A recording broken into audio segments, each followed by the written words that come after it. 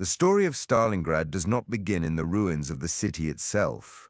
It begins far earlier, in the sweeping plains of Eastern Europe, in the ambitions of Adolf Hitler, and in the immense, almost unimaginable struggles of the Soviet Union to survive the German invasion. To truly understand why Stalingrad mattered, why armies numbering in the millions fought to the death in a single city on the Volga River, we need to step back and look at the world as it was before the autumn of 1942. The war on the Eastern Front was unlike anything seen before. It was the largest land war in history, fought over distances so vast that they dwarfed campaigns in Western Europe or North Africa. By the time the first German tanks rumbled towards Stalingrad, millions had already perished, soldiers and civilians alike, caught in the grinding clash of ideologies, nations, and personal ambitions. This chapter is a journey into that prelude. A calm walk through the events of 1941 and early 1942, the background of Operation Barbarossa, and the slow narrowing of focus that brought the entire German 6th Army and the Soviet 62nd Army face to face in a city that would become a symbol for the world. Hitler's vision, Lebensraum, and the drive east. Adolf Hitler's ambitions were not limited to Western Europe. His ideology, expressed long before the war in his book Mein Kampf, centered on the idea of Lebensraum, living space, for the German people. To him, the vast lands of the Soviet Union offered both the territory and the resources that would secure Germany's dominance for generations. The fertile soil of Ukraine, the oil fields of the Caucasus, the minerals of the Ural Mountains, all of this seemed like a treasure chest waiting to be unlocked. In Hitler's view, the Slavic peoples were inferior, destined either to serve German settlers or to be displaced entirely. The war against the Soviet Union was therefore not just strategic. It was ideological. It was to be a war of conquest and annihilation, a war that would reshape the continent. By late 1940, with France defeated and Britain holding out but isolated, Hitler turned his gaze eastward. He was convinced that the Soviet Union could be knocked out in a single massive campaign.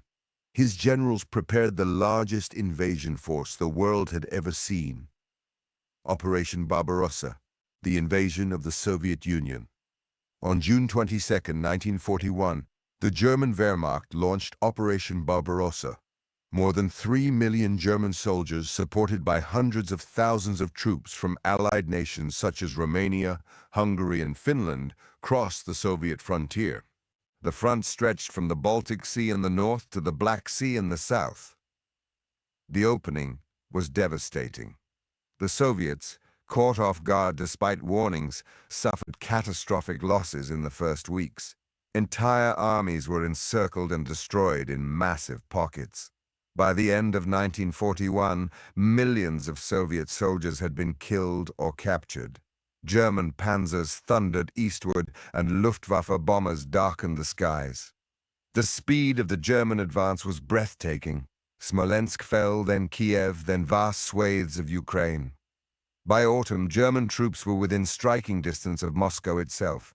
It seemed as if Hitler's prediction of a quick victory might come true. And yet, the Soviet Union did not collapse. Stalin's response and Soviet resilience. Joseph Stalin had been unprepared for the invasion, even ignoring intelligence warnings from his own officers and from foreign governments. The first weeks were marked by panic and disarray, but Stalin recovered his composure. He addressed the Soviet people in speeches that framed the war not just as a struggle for survival, but as a patriotic defense of the motherland. Factories were dismantled and moved east, beyond the reach of German bombers.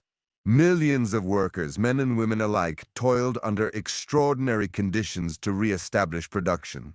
The Red Army, shattered and reeling, began to reorganize. Harsh measures ensured discipline. Stalin's infamous Order No. 227, issued later, would declare, "Not one step back." The Soviet people endured unimaginable hardships. But they endured, and endurance, more than anything else, would prove decisive. The winter of 1941, Moscow holds. By December 1941, the Germans had reached the outskirts of Moscow. The weather turned brutal. The Wehrmacht, unprepared for the Russian winter, suffered as temperatures plunged below freezing. Fuel froze in tanks, weapons malfunctioned, and frostbite ravaged the troops. At that critical moment, fresh Soviet divisions, some transferred from Siberia after assurances that Japan would not attack in the Far East, counterattacked. The Germans were pushed back from Moscow. It was the first major setback for Hitler's armies in the war. The myth of German invincibility was broken. Yet despite the failure to capture Moscow, Hitler did not abandon his goals. Instead, he looked further south, to the resources that had motivated his invasion in the first place. Oil and strategy, why the South mattered. By 1942, Germany faced a pressing problem: oil. Modern war required fuel, vast quantities of it for tanks, aircraft, and mechanized divisions. Germany had limited natural resources and relied heavily on imports, especially from Romania's oil fields. To sustain the war, Hitler needed the oil of the Caucasus in southern Soviet territory. At the same time, the city of Stalingrad lay on the Volga River, the great artery connecting the Soviet heartland to the Caspian Sea. Control of Stalingrad would cut Soviet transport links and secure the northern flank of the German drive toward the Caucasus. But beyond strategy, Stalingrad carried a symbolic weight. Named after Joseph Stalin, the dictator who embodied Soviet resistance, the city was a prize that Hitler could not resist. To capture it would be to humiliate his enemy, to strike a blow not just at Soviet logistics, but at Soviet pride. The Eastern Front, in early 1942. The winter battles had been brutal. Both sides had suffered enormously. The Red Army had proven it could counterattack, but it too had been bled white. Millions were dead or missing, equipment shortages remained severe. In the spring of 1942, the Germans regrouped. Hitler ordered a new summer offensive, Case Blue. The goal was the south, first to capture the Caucasus oil fields, and second to take Stalingrad. For the Soviets, the situation was dire but not hopeless.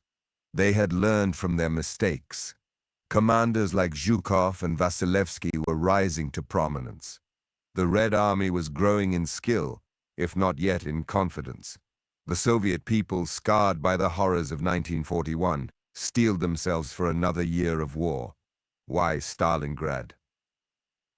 As German planning for Case Blue advanced, Stalingrad emerged as both a strategic and symbolic target. Strategically, it anchored the German advance into southern Russia. If taken, it would shield the northern flank of the drive toward the Caucasus. It would also sever the Volga, choking Soviet supply routes. Symbolically, it was irresistible. Hitler wanted to destroy the city that bore Stalin's name. Stalin, for his part, understood this. He was determined that Stalingrad would not fall. The city would be defended at all costs. In this way, two wills collided. Hitler and Stalin, two dictators locked in a war for supremacy, each placed immense value on this one city. And because of that, hundreds of thousands of soldiers, eventually millions, would be drawn into its ruins, setting the stage. As the spring of 1942 gave way to summer, the German armies prepared to move once again. The panzers were refueled, the Luftwaffe reorganized, the divisions re-equipped. The Red Army, aware of the coming storm, fortified positions as best it could, but it too was stretched thin. What neither side fully understood was that the coming battle, which seemed at first only another chapter in the vast war across the East, would become the turning point of the entire conflict. By autumn, the name Stalingrad would be known across the world. The city that would soon become the center of the bloodiest battle in human history was not originally built to bear the weight of such destiny. Stalingrad, known before 1925 as Tsaritsyn, sat quietly on the western bank of the mighty Volga River. Its history was tied to trade, to industry, and to the rhythms of life along one of the great waterways of Russia. Yet by 1942, its name alone carried a significance that made it a magnet for destruction.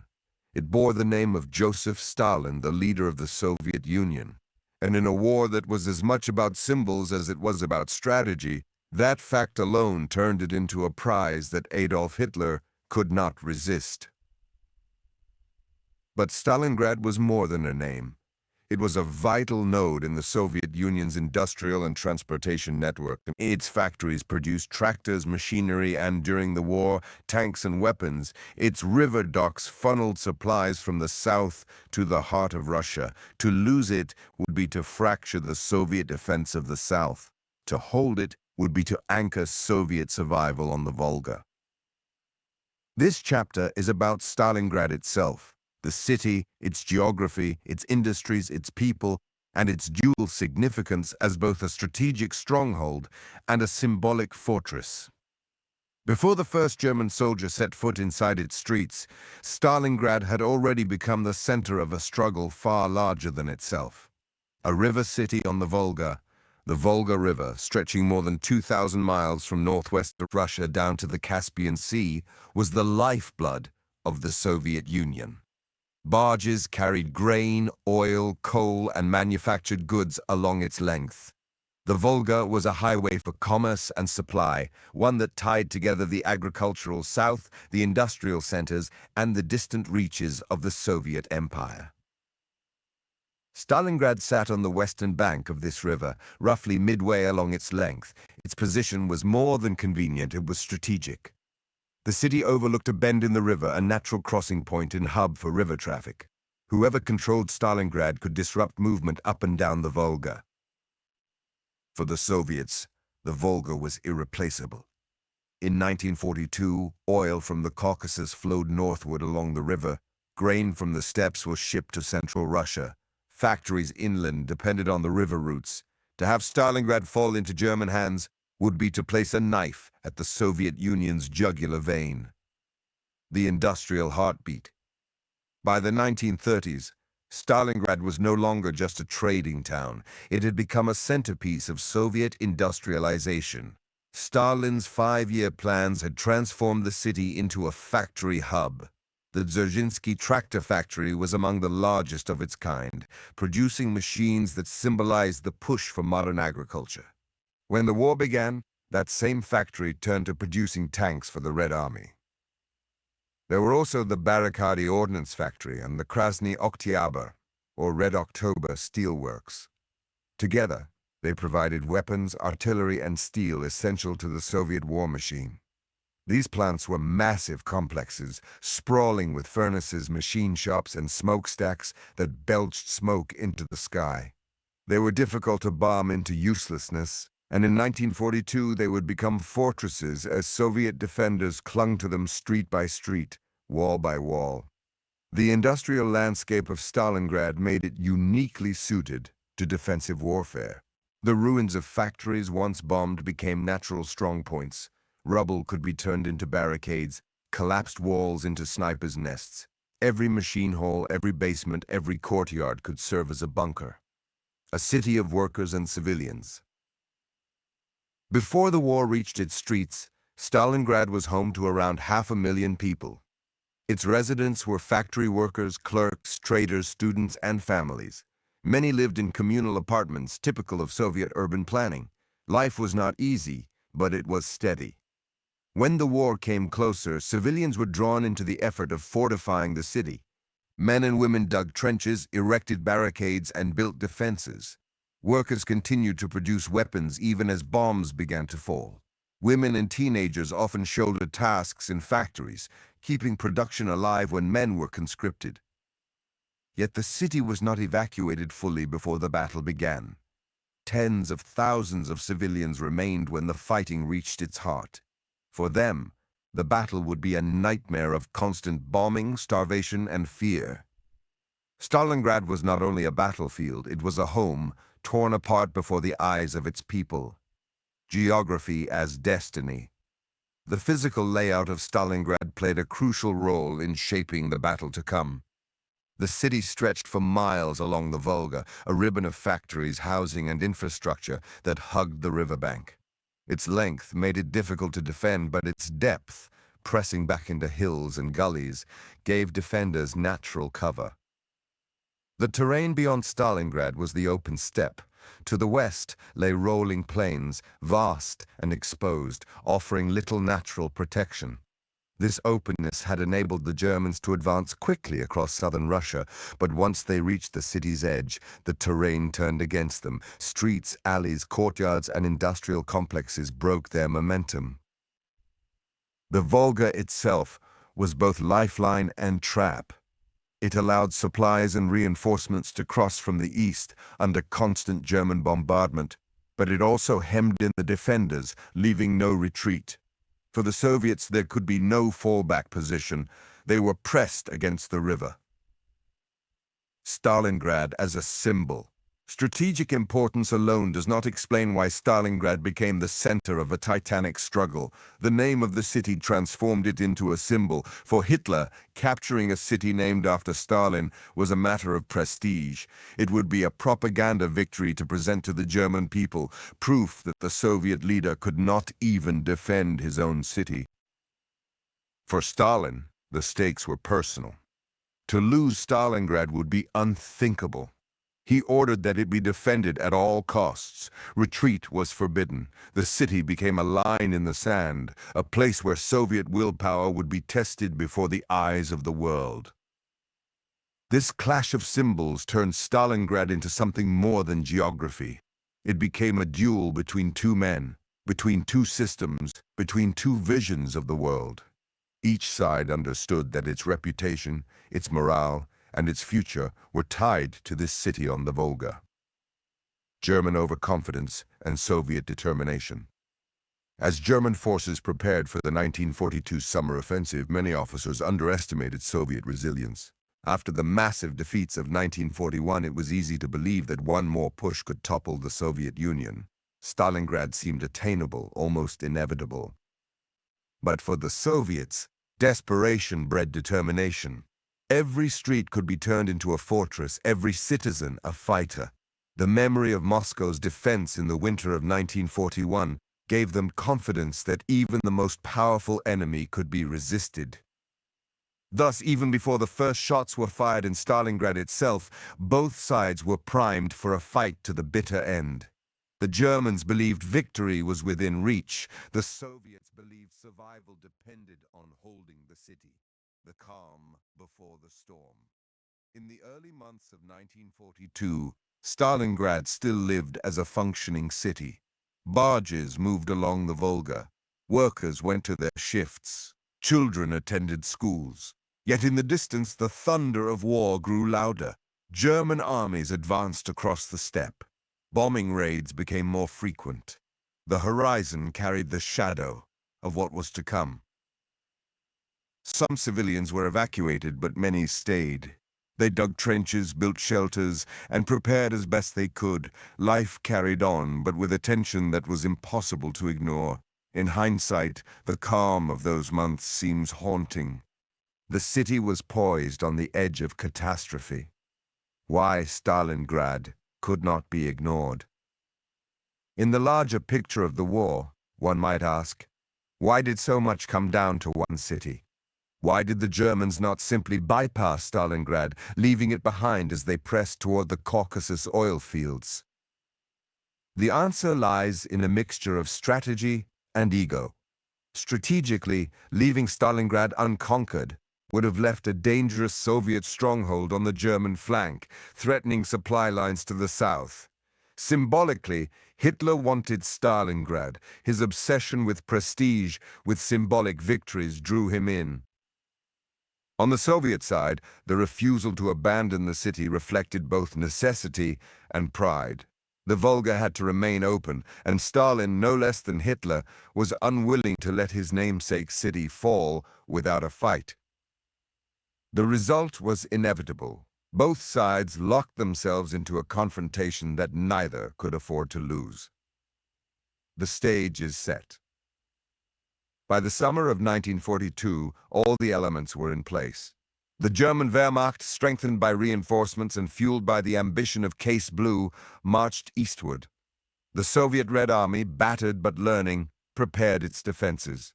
Stalingrad awaited, stretched out along the Volga, its factories humming and its people bracing themselves. No one in those days could know that Stalingrad would become synonymous with destruction, with endurance, with the turning of the tide in World War II. No one could imagine the scale of the coming carnage, the transformation of a living city into a shattered ruin, yet the conditions were there, the strategic importance of the Volga, the industrial might of the factories, the symbolic power of the city's name. The stage was set.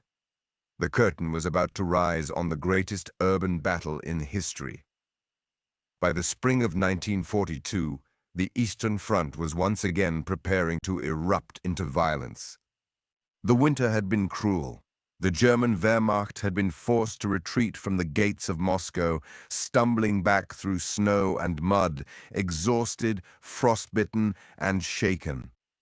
Their dream of conquering the Soviet Union in a single campaign had collapsed.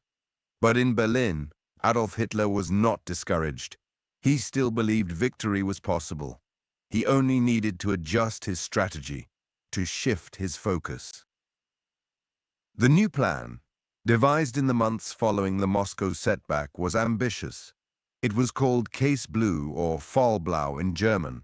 Its goal was not Moscow, at least not immediately. Instead, the target was the south, the oil fields of the Caucasus, the fertile plains of the Don, and a city on the Volga River that bore the name of Hitler's greatest enemy, Stalingrad. To Hitler, this was the campaign that would decide the war. If Germany could seize the oil that flowed from the Caucasus, its war machine would be fueled for years to come. If it could capture Stalingrad, it would sever the Soviet Union's transport artery and deliver a psychological blow of staggering proportions. This chapter is the story of Operation Blue, the German summer offensive of 1942. It was a campaign that began with confidence and sweeping advances, only to bog down in brutal attrition. It was the campaign that would lead directly into the nightmare of Stalingrad. The aftermath of Moscow. The failure to capture Moscow in the winter of 1941-42 had shaken the German High Command. The Wehrmacht, until then thought nearly invincible, had suffered its first great setback. Thousands of soldiers had perished in the freezing cold, and entire divisions had been forced back. Yet despite the losses, the Wehrmacht was not broken. During the winter lull, German industry had replenished weapons and equipment. Reinforcements had been raised, and crucially, Hitler had assumed direct control of military planning. Increasingly distrustful of his generals, he believed only his own vision could bring Germany victory. That vision centered on the resources of the Soviet South. The German Army Group South had advanced deeply into Ukraine in 1941. Now, Hitler wanted to push even further, across the Don River and into the Caucasus Mountains. The oil of Baku, Grozny, and Maikop was the glittering prize. At the same time, the capture of Stalingrad would secure the flank of this great thrust.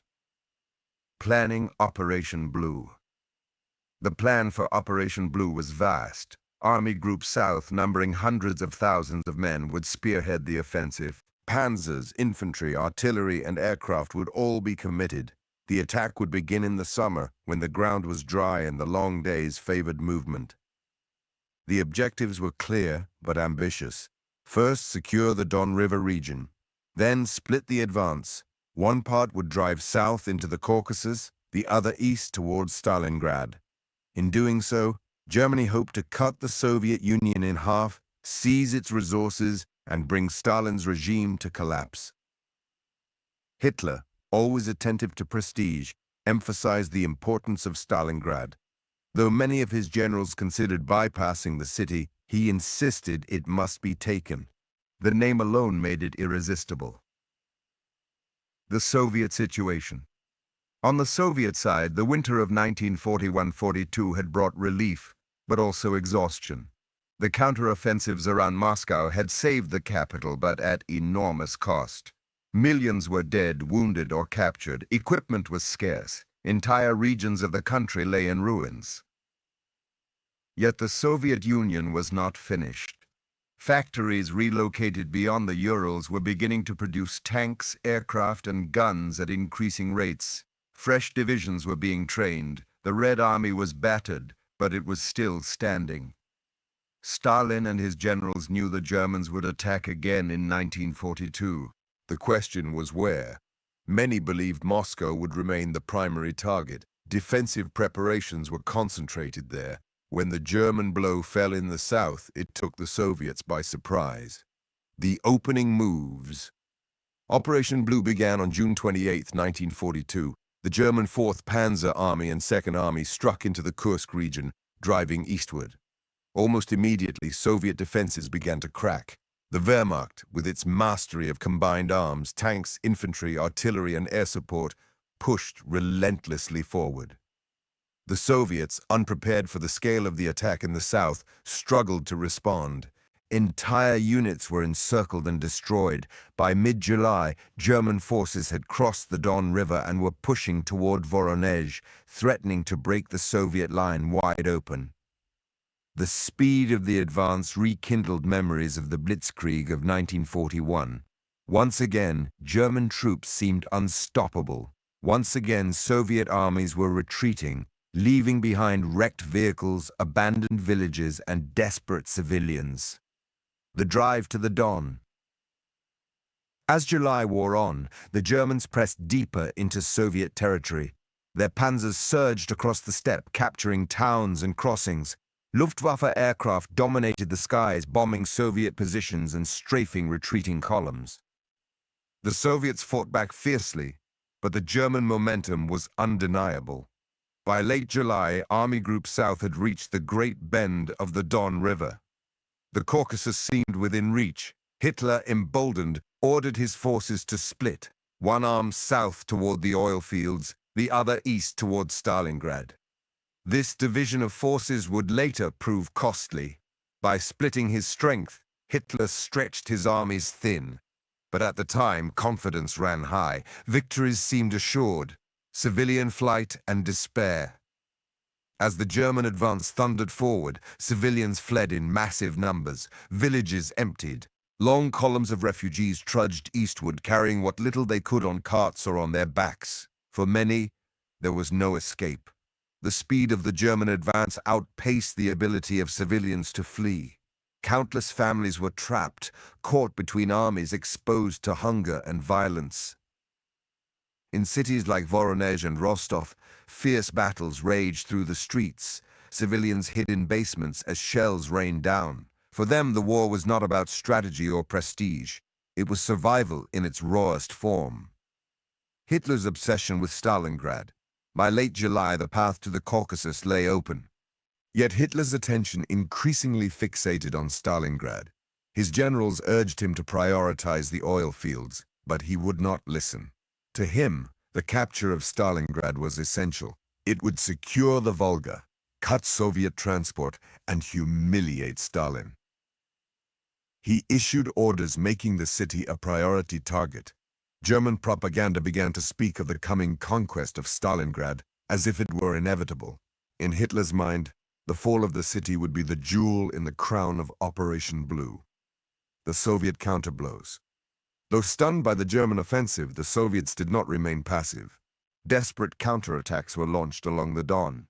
At times, these attacks slowed the German momentum, forcing them to divert units. The Soviets also began to reinforce the Stalingrad region. Divisions were rushed across the Volga, trenches were dug, bunkers built, and civilians pressed into service constructing defenses. Stalin made clear his orders. Stalingrad would not fall. This determination marked a turning point. The Red Army, though still retreating, was preparing to make a stand. The Luftwaffe's fury. As the Germans approached Stalingrad, the Luftwaffe intensified its bombing campaigns. On August 23, 1942, more than 1,000 German aircraft launched a devastating raid on the city.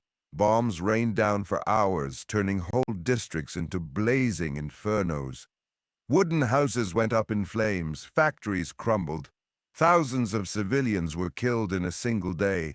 The once living city was transformed into rubble and ash. Yet paradoxically, the destruction made the city harder to conquer. The ruins provided cover for defenders, turning every street into a fortress. The Luftwaffe had hoped to annihilate Stalingrad from the air. Instead, it created the perfect landscape for urban warfare. The march toward the city. By late August, German spearheads had reached the outskirts of Stalingrad.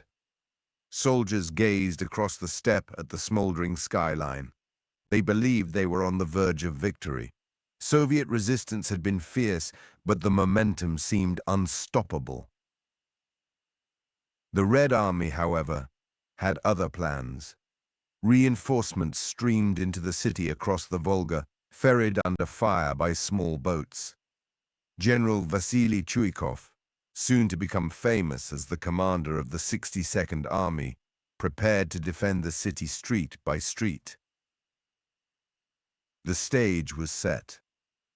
The great offensive that had begun with such sweeping victories was about to descend into the grinding attrition of urban combat.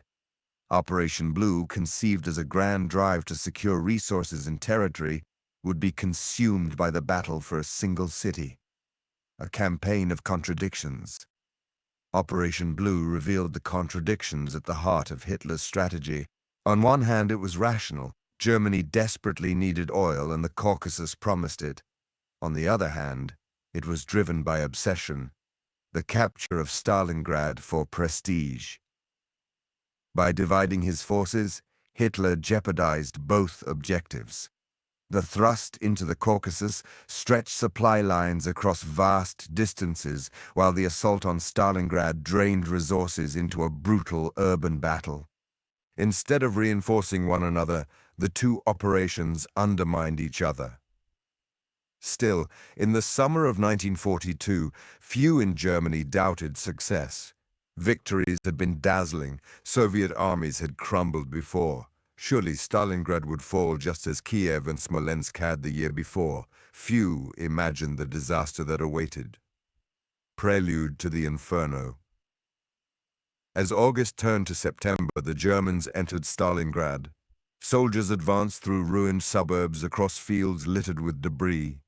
Civilians, dazed and wounded, stumbled among the rubble. Smoke choked the air. The Volga shimmered in the distance, the lifeline of the Soviet defenders. The battle for the city was about to begin. Operation Blue, launched as a grand summer offensive, had narrowed its focus. Its sweeping goals of conquering the Caucasus now faded into the background. The heart of the campaign became one city, one name, one duel of wills, Stalingrad.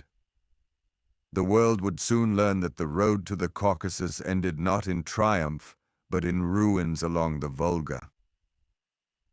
The summer of 1942 had carried the German Wehrmacht across the rolling steppes of southern Russia. Their tanks had thundered over open plains, their columns had advanced relentlessly, and their Luftwaffe bombers had ruled the skies. But now, as they reached the edge of Stalingrad, the war began to change. The city lay in ruins, already scarred by days of devastating aerial bombardment. Smoke drifted above shattered neighborhoods, rubble blocked the streets, factories stood broken yet defiant, their twisted steel and collapsed walls looming like ghosts. For the soldiers of both armies, this was no longer a campaign of swift maneuvers. It was something new, something darker, slower, and infinitely more brutal. The Germans called it the Rattenkrieg, the Rat War. It was a fitting name. In Stalingrad, soldiers burrowed into cellars, sniped from windows, and crawled through sewers. Every block, every building, every room could be contested. This chapter tells the story of those first days of fighting inside Stalingrad.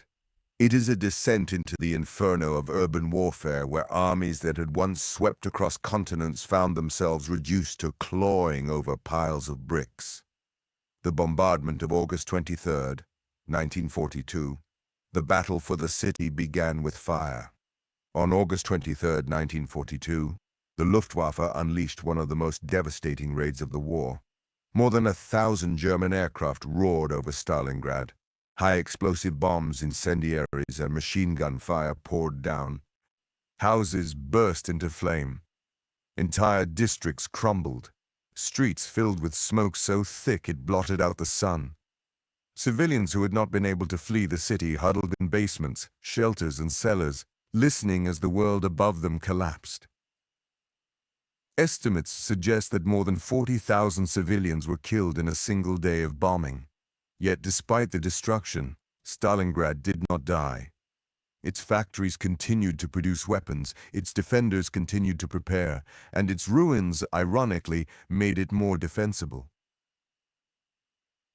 The Germans had hoped to burn the city into submission. Instead, they created a labyrinth of rubble in which the Red Army would make its stand. First steps into the city. The German Sixth Army, under General Friedrich Paulus, advanced into Stalingrad's northern suburbs. At first, progress seemed promising.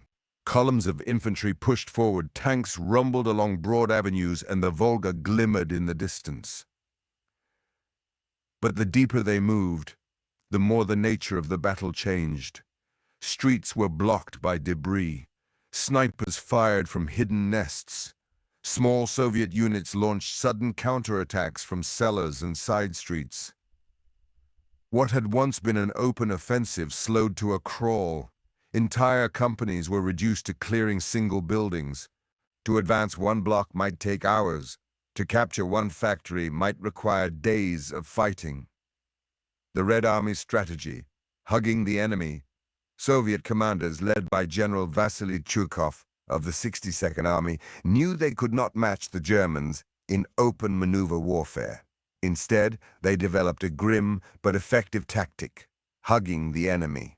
This meant keeping their defensive lines as close as possible to the Germans, sometimes only a few dozen meters apart. By doing so, they neutralized the overwhelming German advantage in artillery and air power. The Luftwaffe could not bomb Soviet positions without risking their own troops. Heavy guns could not fire without endangering friendly forces. The result was combat at point-blank range. Grenades were thrown across courtyards. Machine guns rattled from stairwells. Bayonets and knives became as important as rifles. The city turned into a giant arena for close-quarters combat. Life and death in the factories. The great industrial complexes of Stalingrad became fortresses. The Red October Steel Works, the Barricade Ordnance Plant, and the Dzerzhinsky Tractor Factory each became centers of resistance. Inside these vast structures, defenders set up machine gun nests among the machinery. Snipers used gantries and rafters to pick off advancing Germans. Tanks rolled directly from assembly lines into battle, sometimes half-finished but still deadly. The Germans would storm these factories with artillery barrages and infantry assaults. The Soviets would counterattack from hidden positions. Control of one workshop or assembly hall might change hands several times in a single day. For the soldiers who fought there, the noise was deafening, the crash of artillery, the rattle of gunfire, the roar of collapsing walls. Dust choked the air, the ground was littered with bodies, and yet the fighting continued, relentless and merciless. The Snipers' War. Among the most famous elements of the Stalingrad fighting was the sniper duel. The ruins of the city provided endless vantage points, shattered windows, holes in walls, broken chimneys. From these positions, Soviet snipers stalked the Germans, killing with patience and precision. The most renowned of these was Vasily Zaitsev, a young sailor-turned-soldier whose skill made him a legend. Between November and December 1942, he is credited with more than 200 kills. His exploits were celebrated in Soviet newspapers, turning him into a symbol of resistance. But Zaitsev was not alone. Hundreds of snipers roamed the ruins. They sowed fear among German troops, forcing them to crawl cautiously to avoid showing themselves even for a moment. The psychological toll was immense. Soldiers began to feel hunted in every corner of the city. Civilians in the crossfire. Amid the rubble, tens of thousands of civilians remained. Many had nowhere to go. They lived in basements, sharing meager rations of bread, soup, or whatever could be scavenged. Water was drawn from the Volga under shell fire. Some civilians worked in support of the army, carrying ammunition, tending the wounded, or helping to build barricades. Others simply tried to survive, clinging to life as the battle raged around them. Their presence gave the battle a haunting quality. Soldiers fought through apartments that still held furniture, toys, and the traces of family life. Streets were filled not only with troops but with starving families seeking shelter. For them, the war was not a matter of strategy or orders. It was a fight to endure another day. German frustration. For the German soldiers, Stalingrad was unlike anything they had faced before. In Poland, France, and the early stages of Russia, victory had been swift. But here, every step was contested. A company might spend a day capturing a single building only to lose it again that night. Tanks, once the spearhead of German blitzkrieg, were reduced to lumbering targets in narrow streets. The Luftwaffe, so effective in open country, found itself hamstrung by the close quarters of the fight. Morale began to waver. Soldiers spoke of Stalingrad as a nightmare. Letters home described the endless rubble, the ceaseless danger, the sense that the city itself resisted them. Soviet tenacity. For the Soviets, the battle became a test of will. Chuykov's 62nd Army fought with a determination born of desperation. There was no retreat. Behind them lay the Volga, and beyond it, little hope of escape. Stalin's infamous order, number 227, issued in July 1942, rang in their ears. Not one step back. NKVD units enforced discipline harshly, sometimes executing those who attempted to flee, but for many soldiers the motivation came not from fear, but from pride. They were defending their homeland, their families, their very survival. Day after day they held on. Even when reduced to small pockets, cut off and surrounded, they fought on. Their tenacity slowly bled the German advance, grinding it down into stalemate. The Battle of the Volga. The Volga River was both lifeline and barrier. Soviet reinforcements and supplies crossed it under constant German bombardment. Barges and ferries ran at night, braving artillery and air attacks. Many were sunk, their wrecks dotting the riverbanks. For the Germans, controlling the river seemed impossible. No matter how fiercely they attacked, Soviet troops continued to arrive. The river, wide and formidable, ensured that the defenders could be resupplied, however precariously. For the soldiers ferried across, the journey was terrifying. Boats rocked under the weight of men and equipment as shells exploded around them. Many never reached the eastern bank. Those who did found themselves immediately thrown into the inferno of the city. The nature of Rattenkrieg. By October 1942, the term Rattenkrieg, rat war, had entered common use.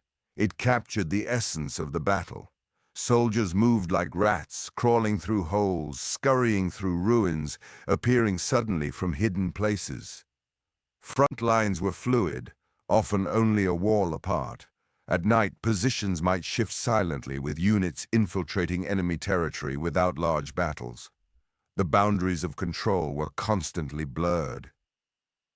For soldiers, the stress was immense. Every doorway could hide an ambush, every basement could conceal a machine gun, sleep was rare, food was scarce, and the cold nights of autumn brought new misery. Yet the fighting never stopped.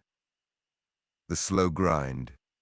As weeks turned into months, the German advance stalled.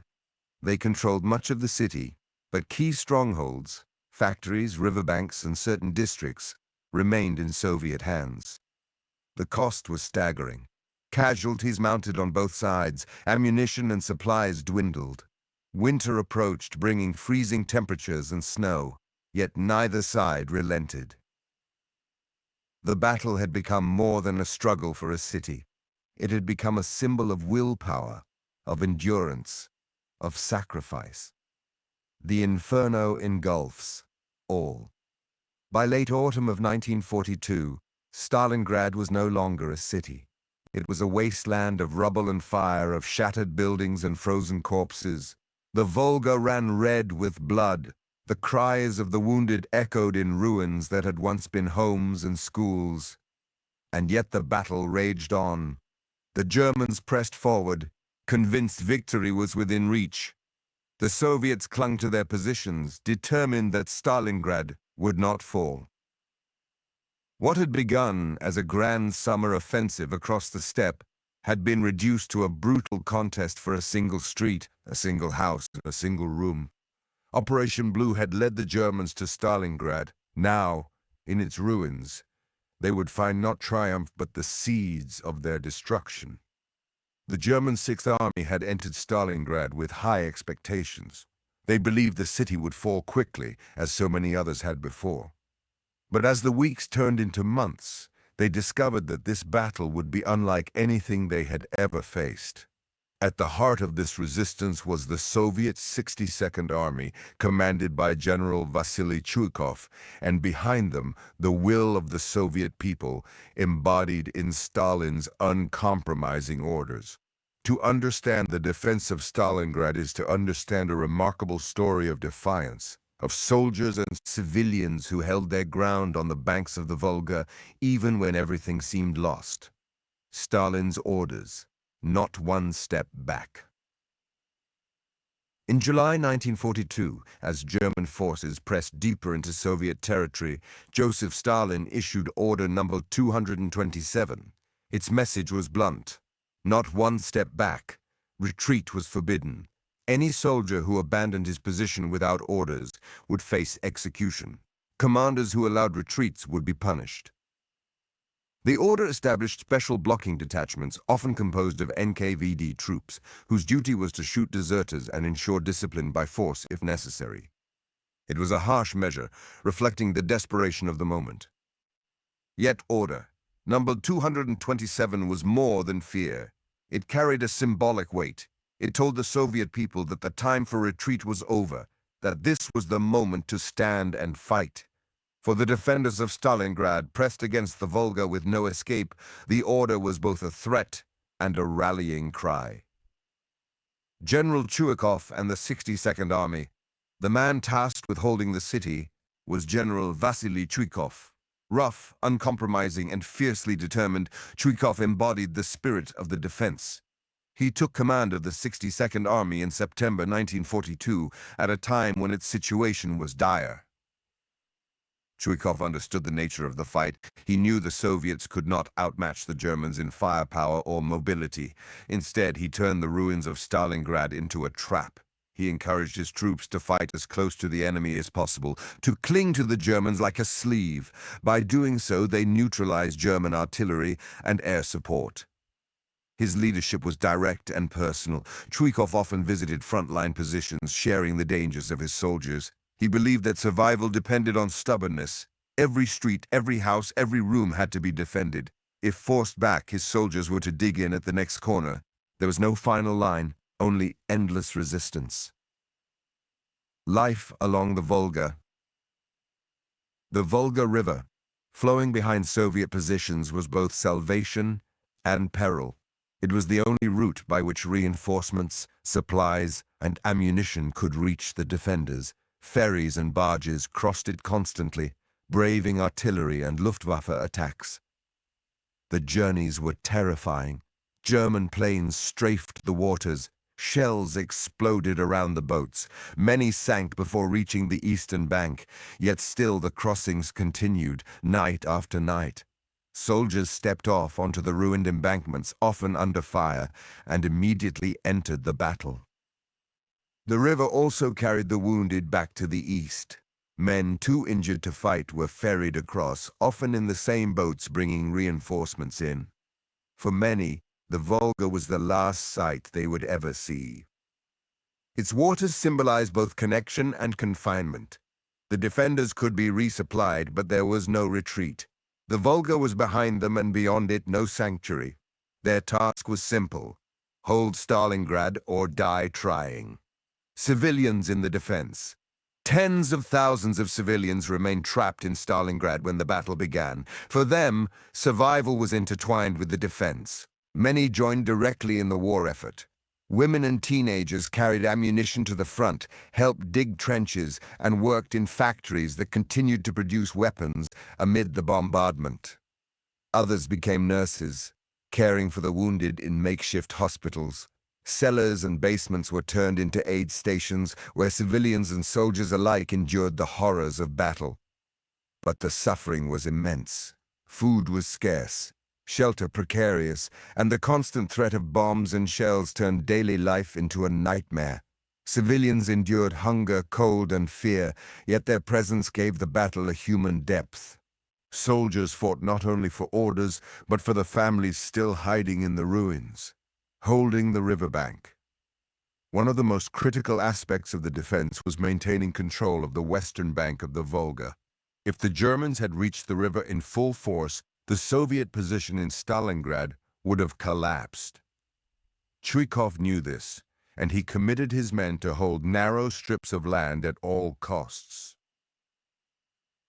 German soldiers described their frustration in trying to push the Soviets into the river. Time and again, attacks would drive Soviet units back, only for them to reappear, counterattacking from ruins or emerging from hidden trenches. The defenders clung to the riverbank with extraordinary tenacity. The cost was horrific. Casualties mounted daily, yet the Soviets held.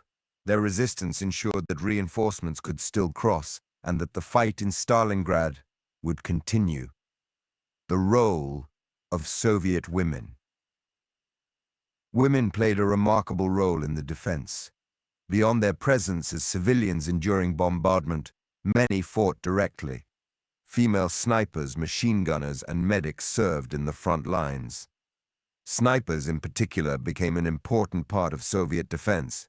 Hidden among the ruins, they picked off German soldiers and officers, spreading fear and disrupting operations. Women like Lyudmila Pavlichenko had already become legends earlier in the war, and their example inspired others in Stalingrad. In factories, women kept production alive. The Dzerzhinsky tractor factory, even under bombardment, continued to turn out tanks, sometimes rolling them straight into battle with crews of workers and soldiers.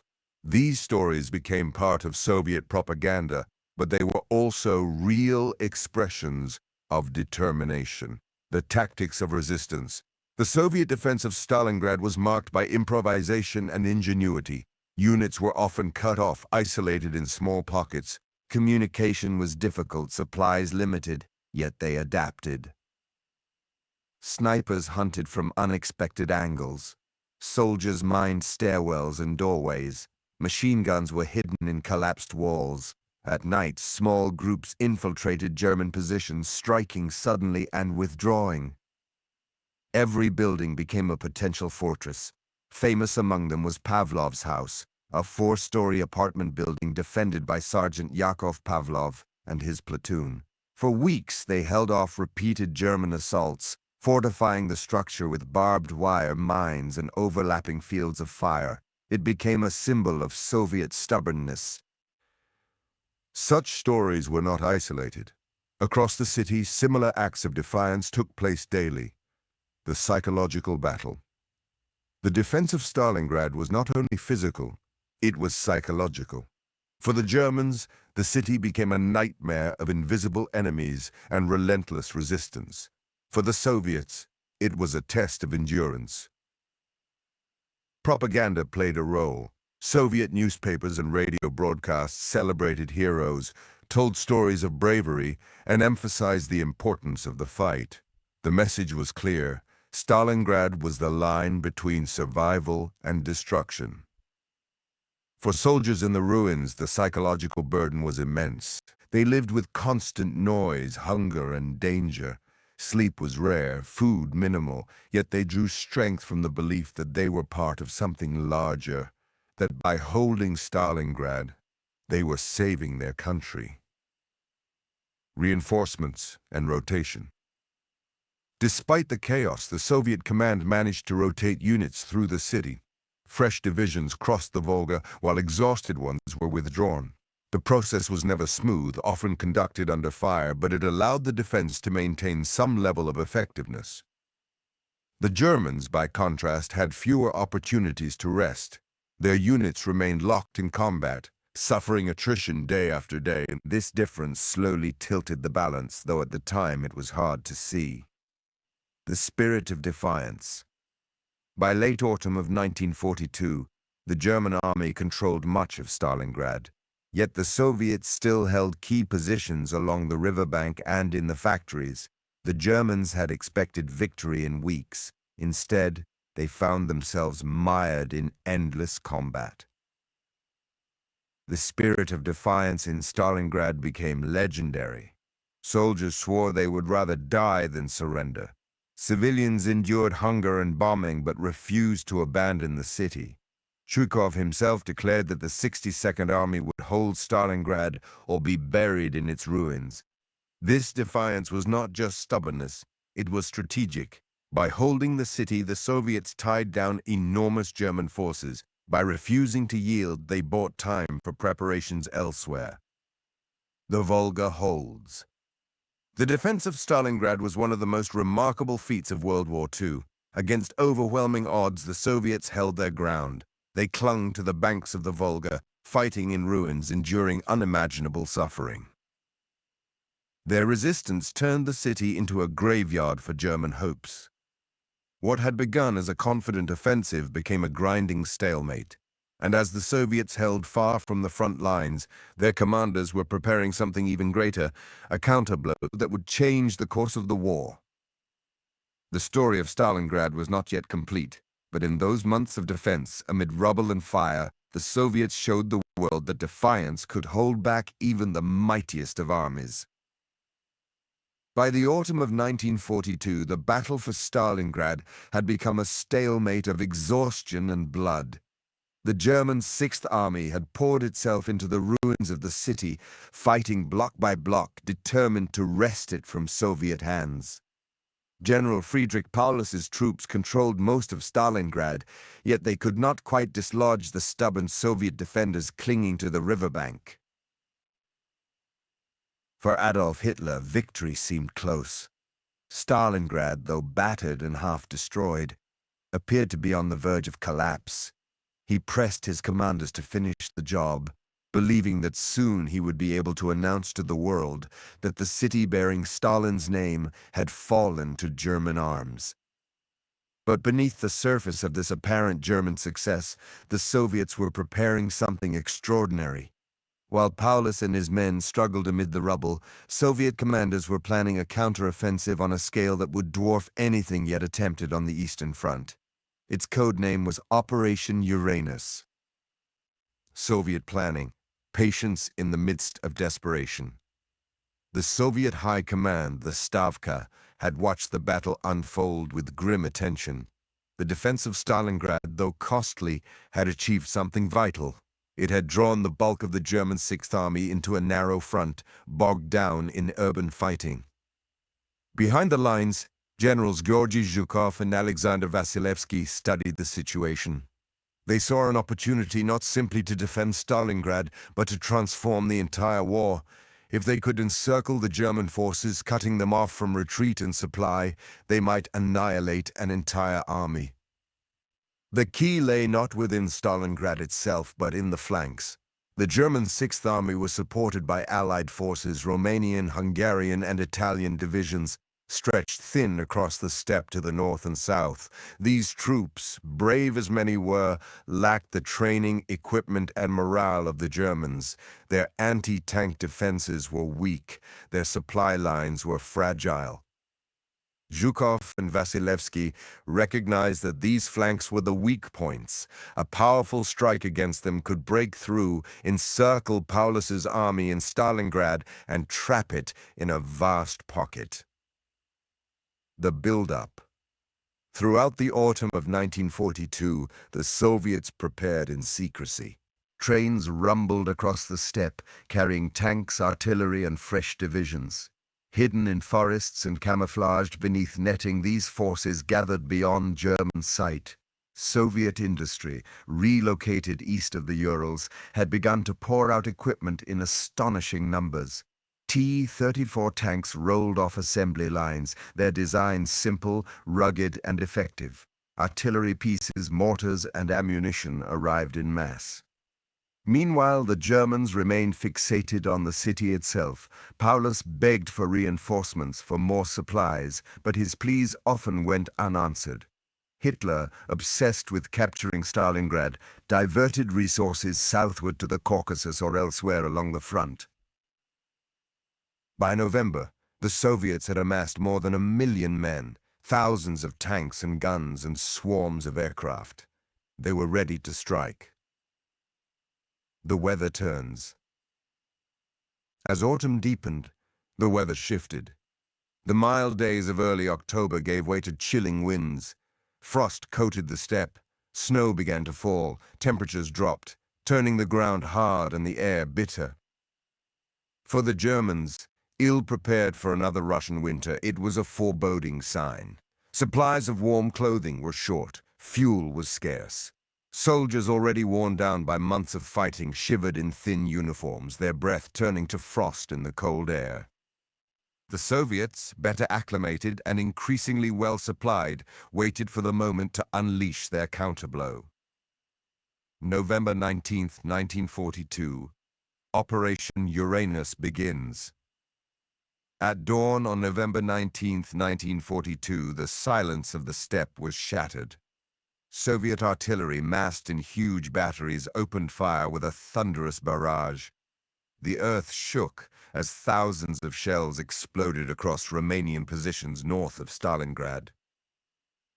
Romanian soldiers, caught in hastily dug trenches, endured the bombardment with little protection. Their lines crumbled under the weight of the assault.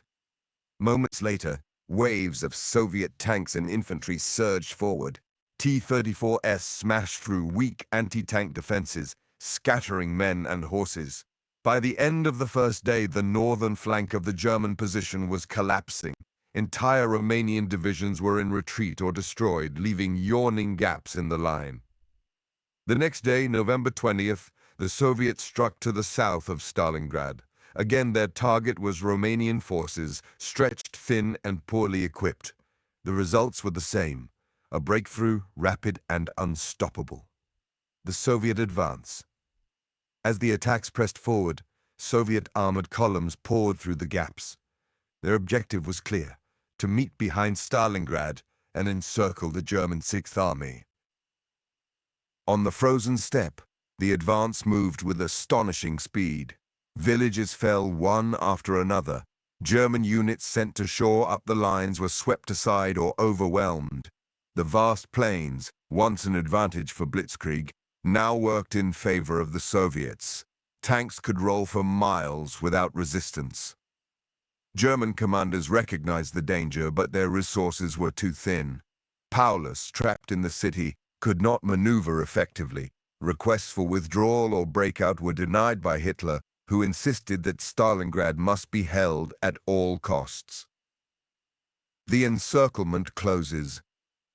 By November 23, 1942, the northern and southern Soviet pincers met near the town of Kalach, west of Stalingrad. Soviet soldiers, advancing from opposite directions, shook hands amid the wreckage of the battlefield. The trap had closed. The German Sixth Army, along with elements of the 4th Panzer Army and Allied units, was surrounded.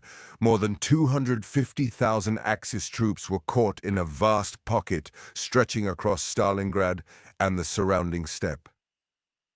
For Paulus's men, the realization was devastating. What had seemed like the verge of victory only weeks earlier had turned into disaster. They were now the ones under siege, cut off from supplies with winter closing in. Shock in Berlin.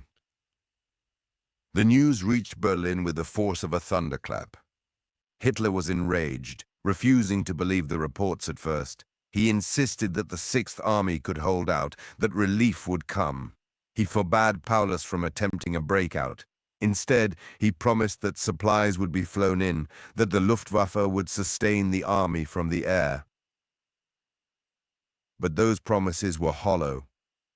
The Luftwaffe, already stretched, could not possibly deliver the vast quantities of food, fuel, and ammunition required. The airfields were inadequate, the planes too few, the weather too harsh. The reality was clear. The Sixth Army was trapped. Inside the pocket, life for the encircled troops quickly became desperate. Supplies dwindled, rations were cut, fuel shortages left vehicles abandoned in the snow. Ammunition was conserved, fired only when necessary. The cold grew harsher as November gave way to December. Soldiers huddled in ruins, their breath freezing in the air. Frostbite and disease spread, morale sank. Yet Hitler's orders were clear: hold Stalingrad. No surrender, no retreat. Paulus, obedient to the end, followed those orders even as his army began to starve. Soviet triumph. For the Soviets, the success of Operation Uranus was a turning point. After the humiliations of 1941, after the months of desperate defense, they had struck a decisive blow. An entire German army was trapped. The news was broadcast across the Soviet Union. Stalingrad, once a symbol of desperation, became a beacon of hope. Propaganda celebrated the victory. Stalin himself hailed it as proof that the tide of war was turning. But the battle was not yet over. Though encircled, the Germans still fought fiercely. The Soviets would have to tighten the noose, enduring more months of brutal combat before the Sixth Army finally collapsed. The wider impact. Operation Uranus stunned the world. In Berlin, it was seen as a catastrophe. In Rome and Budapest, Allied governments worried for their own armies on the Eastern Front. In London and Washington, it was a moment of celebration. The myth of German invincibility had been broken. Strategically, the encirclement shifted the balance of the Eastern Front. No longer were the Soviets merely defending. They had seized the initiative. The Red Army, once written off as doomed, had proven its capacity for massive, coordinated offensives. The victory at Stalingrad was not yet complete, but Operation Uranus ensured that it would come. The trap is set. By late November 1942, the situation at Stalingrad had reversed completely. What had been a German offensive aimed at capturing a city had turned into a Soviet counteroffensive that trapped 250,000 Axis troops. The encirclement was a masterpiece of planning and execution. It exploited weakness, used deception, and unleashed overwhelming force at precisely the right moment. For the Germans, it was a disaster. For the Soviets, it was vindication. The Battle of Stalingrad was entering its final, most desperate phase. The Germans, trapped in the cauldron, would now face hunger, cold, and despair.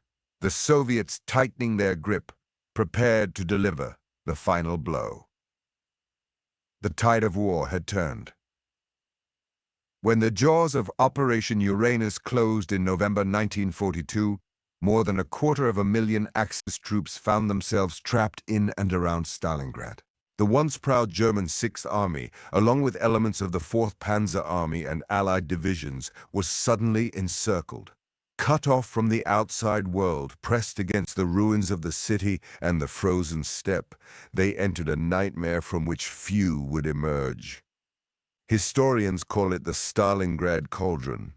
For the men who lived through it, the word Kessel, German for kettle or cauldron, became synonymous with suffering, hunger, and despair. In that bleak winter of 1942-43, the trapped soldiers experienced conditions that tested the limits of human endurance. The shock of encirclement. At first, disbelief reigned. Many German soldiers could not comprehend what had happened. They had fought their way deep into Stalingrad, believing victory was near.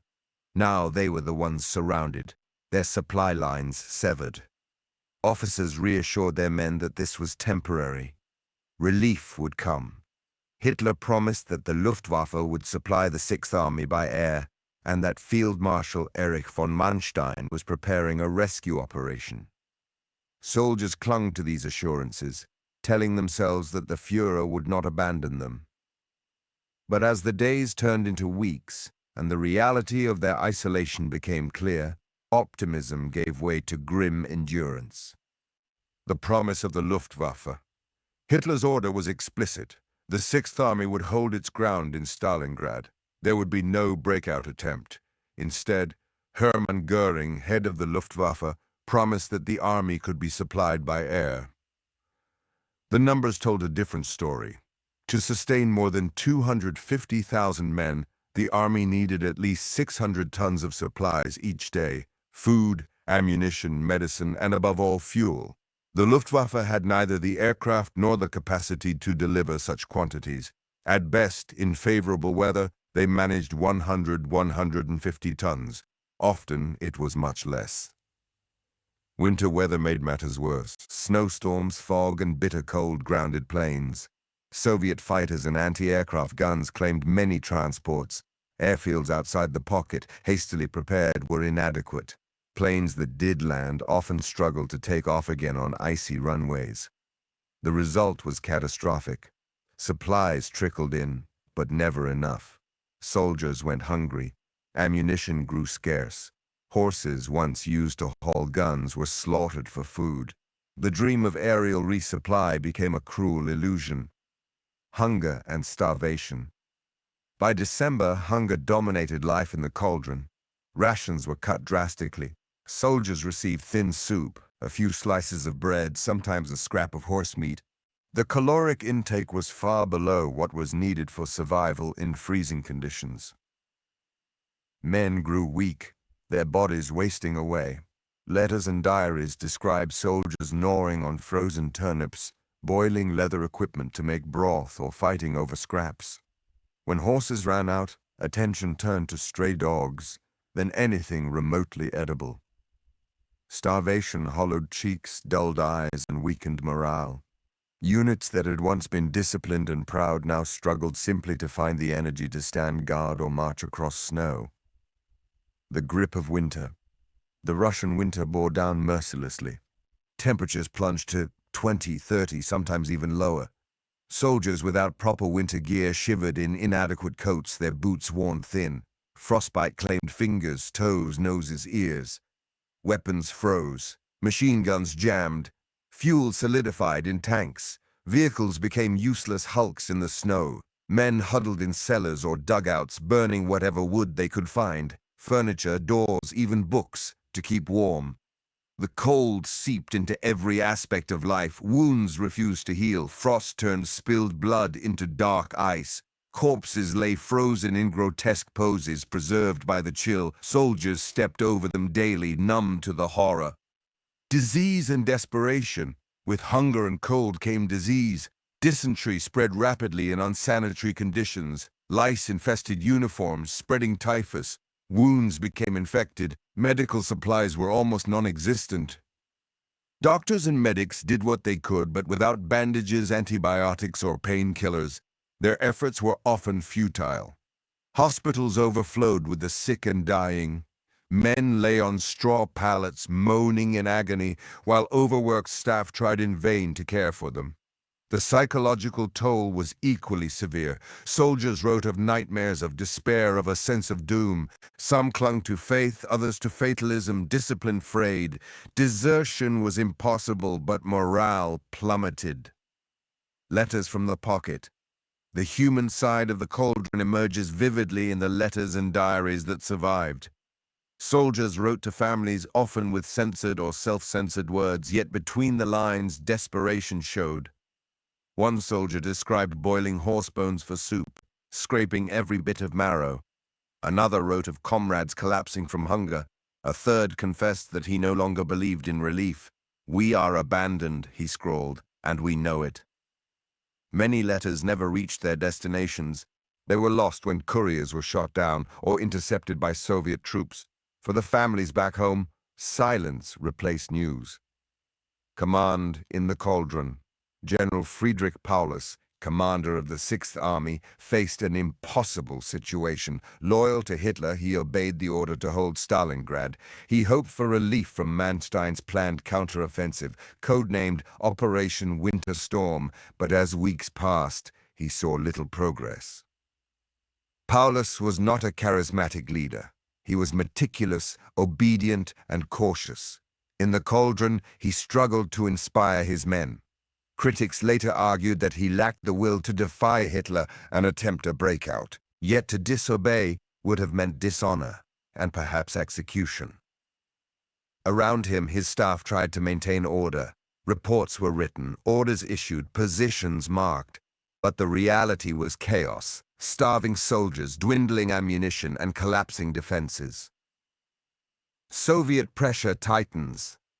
Outside the pocket, the Red Army tightened its grip. Soviet artillery shelled German positions day and night. Snipers picked off stragglers. Patrols probed the lines, finding weak points. The Soviets did not immediately storm the pocket. Instead, they let hunger and cold do their work. They knew the Germans could not hold forever. Every day of delay weakened the Sixth Army further, making eventual surrender inevitable. The failing airlift. By late December, the Luftwaffe's effort to supply the pocket had become a disaster. Transport planes flew in under heavy fire, often carrying far less than promised. Many were shot down. Others returned empty, unable to land on snowbound fields. The air crews themselves suffered. They flew in freezing cockpits, faced constant danger, and watched comrades perish. Some resented Goering's impossible promises, knowing they were being asked to perform a task beyond their means. For the men on the ground, each day's deliveries fell short. A few crates of food, a handful of ammunition, sometimes even luxury items like wine or coffee instead of essentials. These were bitter reminders of how inadequate the effort was. The new year in the cauldron. The year 1942 gave way to 1943 with little change in fortune.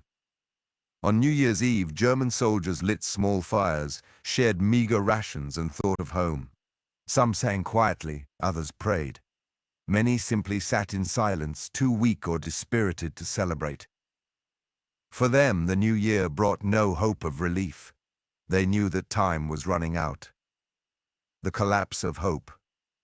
By January, Operation Winter Storm had failed. Manstein's relief attempt had advanced within striking distance, but was pushed back by Soviet counterattacks. The Sixth Army realized it was truly alone.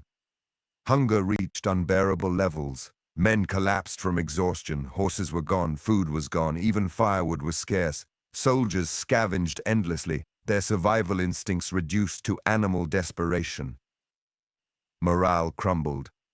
Units once proud of their discipline now resembled starving mobs. Officers struggled to maintain order, but they too were weak and despairing.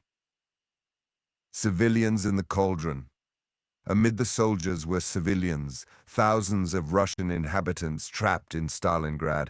Their plight was even worse. Without rations, they starved in cellars, begging soldiers for scraps. Children scavenged among corpses. Families froze together in ruined houses. Some civilians worked for the Germans, cooking or cleaning in exchange for food. Others hid, fearing reprisals. For them, the cauldron was hell on earth. The human cost.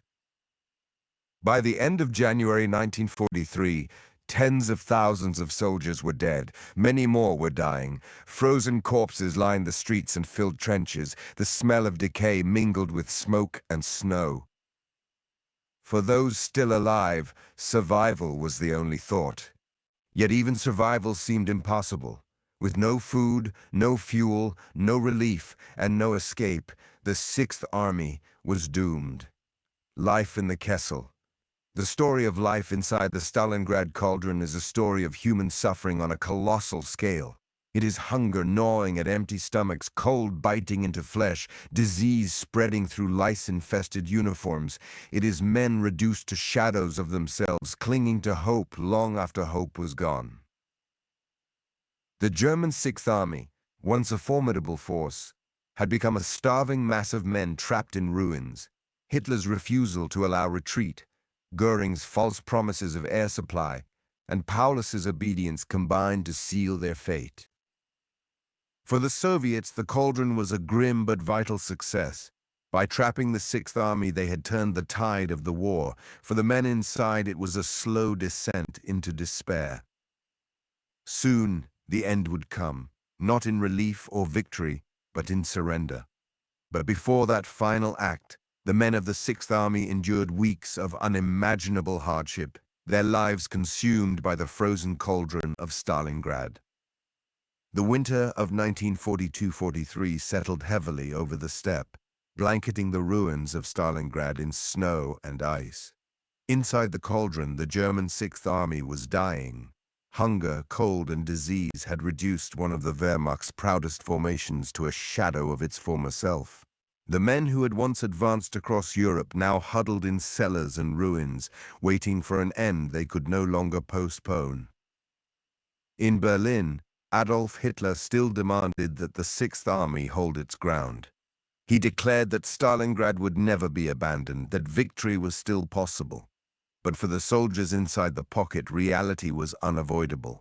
They were starving, exhausted, and surrounded. The choice before them was stark: surrender or death. Hitler's orders: no retreat, no surrender.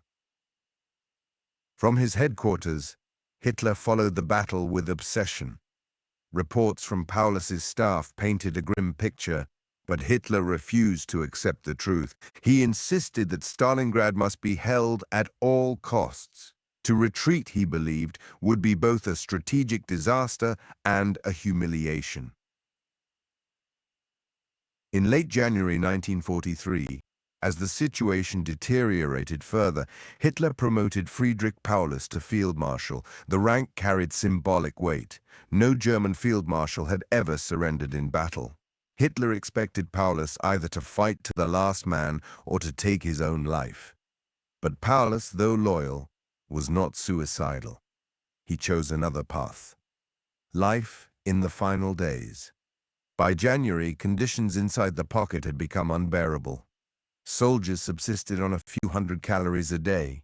Bread was stretched with sawdust or flour scraped from old sacks. Horse meat, once a last resort, had long since run out. Men boiled belts, leather straps, and wallpaper paste, anything that could be swallowed. The cold was relentless. Temperatures plunged below 20 degrees Celsius. Men wrapped themselves in rags, paper, and anything they could scavenge. Frostbite claimed fingers and toes. Some soldiers, too weak to move, simply lay down in the snow and never rose again. Hospitals overflowed with the sick and wounded. Without medicine, without bandages, doctors could do little. Men lay on straw in unheated rooms, shivering, coughing, waiting for death. The stench of gangrene and unwashed bodies filled the air. Morale collapsed. Once disciplined units dissolved into small groups of desperate men. Officers no longer commanded with authority but with pleading. The will to fight drained away, replaced by the instinct to survive another hour, another day. Soviet pressure. The Red Army, meanwhile, tightened its grip. Artillery shelled German positions day and night. Soviet infantry advanced methodically, cutting the pocket into smaller sections. On January 10, 1943, the Soviets launched Operation Ring, the final assault on the encircled Sixth Army. More than 7,000 guns opened fire in a barrage that shook the earth. Soviet divisions surged forward, overwhelming weakened German defenses. The Germans resisted, but their strength was gone. Positions fell one after another. Villages and strongpoints were captured. By mid-January, the pocket had been split in two: a southern group in the city itself and a northern group around the airfield at Gomrak. The noose tightened relentlessly. Paulus's dilemma. General Paulus faced an impossible decision. His men were dying by the thousands. Supplies were exhausted. The Luftwaffe had ceased effective resupply. Relief was no longer possible. Some of his officers urged him to surrender, Others suggested a breakout attempt, though it was clear the army lacked the strength to succeed. Hitler's orders remained explicit: hold Stalingrad. Paulus agonized over his choices. He was a career officer, loyal to the chain of command. To defy Hitler was unthinkable, yet to continue fighting meant condemning his men to pointless death. In the end, Paulus chose not to die a martyr, but to surrender. The collapse of the Southern Pocket. On January 31, 1943, Soviet forces overran Paulus's headquarters in the basement of the Univermag department store in central Stalingrad. There, amid maps and weary staff officers, Paulus surrendered the southern pocket of the Sixth Army. The surrender was orderly, but heartbreaking. Officers handed over pistols, soldiers laid down rifles. Many were too weak to stand. Soviet troops looked upon their enemies with a mixture of triumph and pity. Hitler's fury was immediate. In Berlin, he raged that Paulus had failed him, that a field marshal should have chosen death over capture. But Paulus, pale and exhausted, declared he had no intention of killing himself for Hitler's vanity. The Northern Pocket holds on. Even after Paulus's surrender, the Northern Pocket around Mamayev Kurgan and the tractor factory continued to resist. Cut off from command, these units fought on until February 2, 1943, when they too surrendered. By then, the Sixth Army was finished. Of the more than 250,000 men originally trapped, perhaps 90,000 remained alive. Starving, frostbitten, and broken, they marched into captivity. Only a fraction, perhaps 5,000, would ever return to Germany after years in Soviet labor camps. Prisoners of war. For the survivors, surrender was not relief, but the beginning of another ordeal. Soviet captivity was harsh. Prisoners were marched across snow without adequate clothing, many collapsing along the way. Food was scarce, medical care minimal. Thousands died in the first weeks of captivity from exhaustion, exposure, and disease. Those who survived were sent to camps across the Soviet Union where they labored for years. Some did not return until the mid-1950s. For them, the memory of Stalingrad remained a wound that never healed. The symbolism of surrender. The surrender of the Sixth Army shocked the world. For Germany, it was the first major defeat of the war, a blow to prestige and morale. For the Soviet Union, it was a triumph, proof that even the mightiest of Hitler's armies could be destroyed. The symbolism was profound. Hitler had promised victory. Instead, he had delivered catastrophe. Stalin, who had vowed Stalingrad would not fall, now celebrated a victory that would echo through history. The propaganda value was immense. Soviet newspapers proclaimed the triumph. Allied leaders in London and Washington hailed it as a turning point. Across occupied Europe, resistance movements found new hope. Human stories amid the ruins. Amid the grand strategy and symbolism, the collapse of the Sixth Army was also a human tragedy. Soldiers who had marched proudly into Russia in 1941 now lay frozen in the rubble of Stalingrad. Families in Germany waited for letters that would never come. Diaries and letters recovered from the ruins tell of longing, despair, and resignation. One soldier wrote, "We are not men anymore, but shadows. The snow covers our comrades, soon it will cover us too." Another, in his final note, simply wrote, "Forgive me, I could not come home." For Soviet soldiers, too, the victory came at enormous cost. Hundreds of thousands had died in the defense of the city. Survivors emerged from the ruins scarred, exhausted, but proud. Stalingrad was theirs, but at a price almost beyond comprehension. The turning point. The collapse of the Sixth Army marked a decisive turning point in World War II. For the first time, an entire German army had been annihilated. The myth of Wehrmacht invincibility was shattered. Strategically, the loss weakened German positions across the Eastern Front. Morale suffered not only in Germany but among its allies, who began to doubt the possibility of victory. Italy, Hungary, and Romania re-evaluated their commitments. For the Soviets, Stalingrad was the beginning of a long, relentless push westward. From this point on, they would seize the initiative, driving the Germans back toward their own borders. An army's end. The collapse of the Sixth Army at Stalingrad was more than a military defeat. It was a human catastrophe, a symbol of hubris and suffering, a turning point in the greatest war the world had ever seen. For Germany, it marked the beginning of decline. For the Soviet Union, it was proof of resilience and defiance. For the soldiers who lived and died in the ruins, it was the end of a nightmare or the beginning of another in captivity. Stalingrad, once a city on the Volga, had become a name that stood for endurance, sacrifice, and the cost of war. In its frozen streets and shattered buildings, the fate of armies and nations was decided. The Sixth Army was gone, but the war was far from over. When the guns finally fell silent in February 1943, the city of Stalingrad lay in ruins. Smoke still drifted above shattered buildings. The Volga's icy waters flowed past heaps of rubble and corpses frozen where they had fallen. For months the city had been the center of the world's attention, a battleground where two empires clashed with unimaginable ferocity. Now, it was a wasteland. But in that wasteland, history had been made. The Battle of Stalingrad was more than just a military contest. It was a psychological turning point, a shift in momentum, and a symbol of resilience. In its aftermath, the world reassessed the war, its direction, and its costs. The human cost. The numbers alone defy comprehension. Historians estimate that nearly 2 million people were killed, wounded, or captured during the battle. The German Sixth Army, once numbering more than 250,000, had ceased to exist. Only around 90,000 surrendered. The rest lay dead in the rubble or the frozen steppe.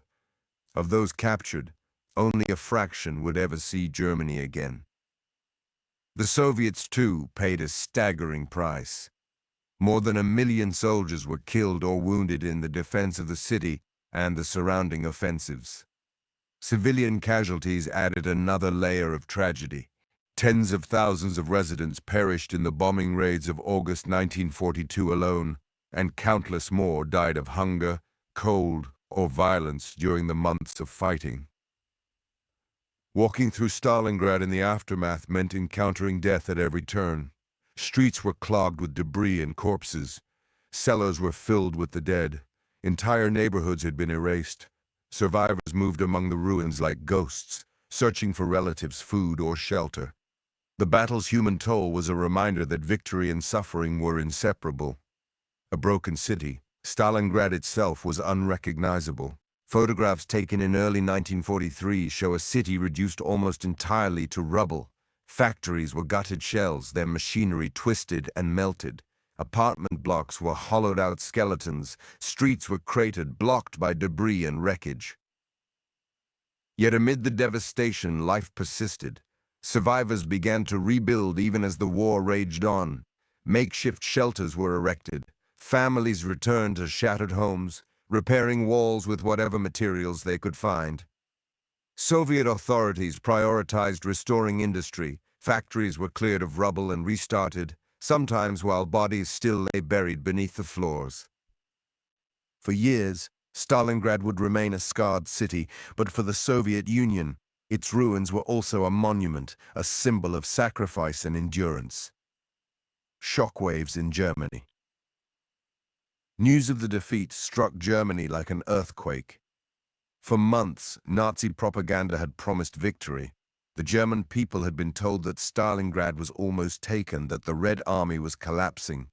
When the truth emerged that an entire German army had been lost, shock and disbelief swept the country. Families waited for word from loved ones only to learn that they were missing or dead. The scale of the loss was unprecedented. The myth of invincibility, carefully cultivated by the Nazi regime, was shattered. Hitler tried to control the narrative. He portrayed Stalingrad as a heroic sacrifice, comparing the fallen soldiers to the defenders of Thermopylae. Speeches emphasized their bravery and loyalty. even as critics whispered about the futility of the battle. For the German High Command, the defeat forced a reckoning. Confidence in Hitler's strategic judgment wavered. Generals recognized that the war had turned against them, though few dared voice it openly. Triumph in the Soviet Union. In the Soviet Union, the victory was celebrated as nothing less than a miracle.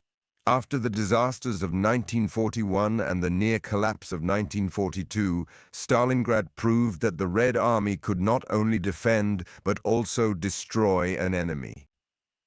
Propaganda trumpeted the triumph. Newspapers carried stories of heroism of snipers and factory workers, of women and children who had endured the siege. Stalin himself declared Stalingrad a symbol of Soviet strength and determination. The victory was woven into a narrative of patriotic resilience, of a people united against invaders. The morale boost was incalculable. Soldiers at the front, civilians in the rear, and partisans behind enemy lines all took courage from Stalingrad. It showed that the tide of war could be turned, that the Germans could be beaten. The Allied response. In London and Washington, the news of Stalingrad was greeted with jubilation.